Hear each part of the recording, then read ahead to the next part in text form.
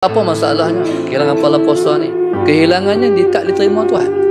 Allah memberi pahala yang lebih tanda penerimaan. Tapi bila mana dipotong sikit satu akhirnya habis kosong pahala hari itu.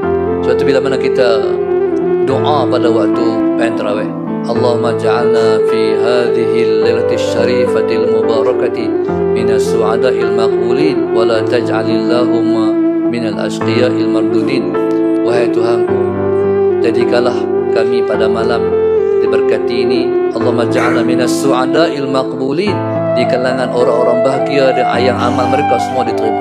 Wala taj'alillahu, janganlah ya Allah jadikan kami ni minal ashqiya'il mardudin, orang yang celaka yang ditolak amalnya.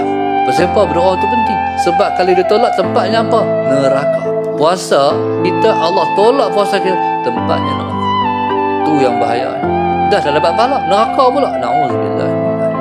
Sebab itu kata ulama, amal yang kita buat kalau Allah tolak, dia lebih dekat dengan neraka dari dekat dengan syurga. Jangan duk merasa dekat dengan syurga dah, dekat dengan neraka. Amal yang kita buat ni kena betul-betul harap Allah terima.